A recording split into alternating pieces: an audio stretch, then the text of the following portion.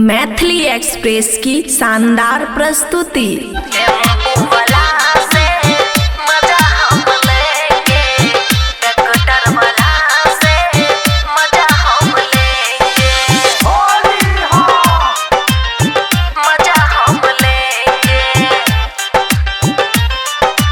खुशी recording studio बलुआहा।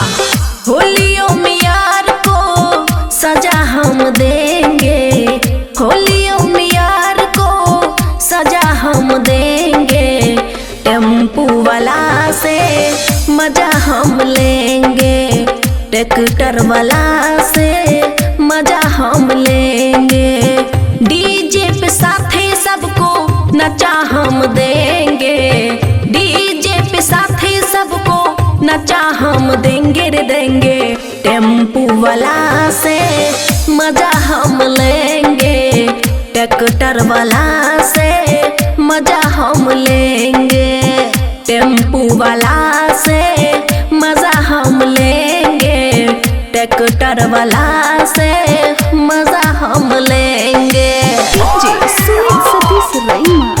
मजा हम लेंगे, मजा हम लेंगे, टेम्पू वाला से मजा हम लेंगे, ट्रैक्टर वाला से मजा हम लेंगे। ड्राइवर के साथ अब के करेंगे बवाल रे, उन्हीं से खूबे मौला वहाँ हैंगे गाल रे,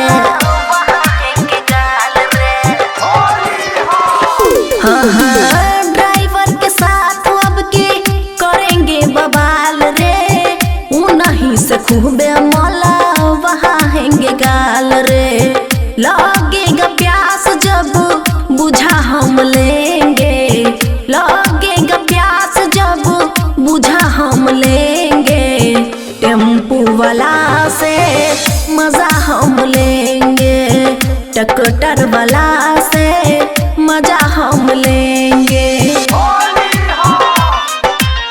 मजा हम लेंगे, मजा हम लेंगे।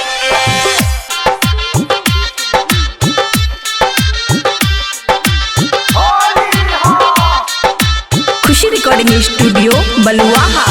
बाबुआ राहुल से अब की कर देंगे माना, चाहे बनाना पड़े अमन से बहाना, अमन से बहाना,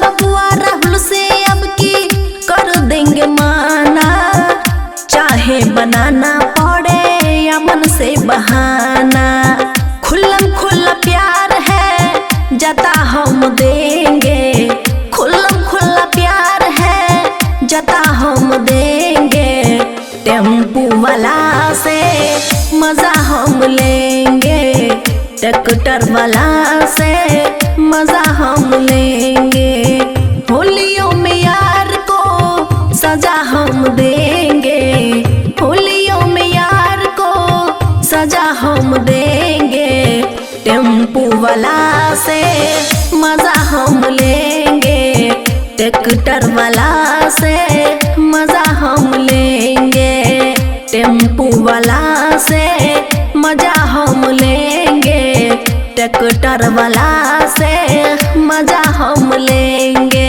बुझलो? खुशी रिकॉर्डिंग स्टूडियो बलुआहा।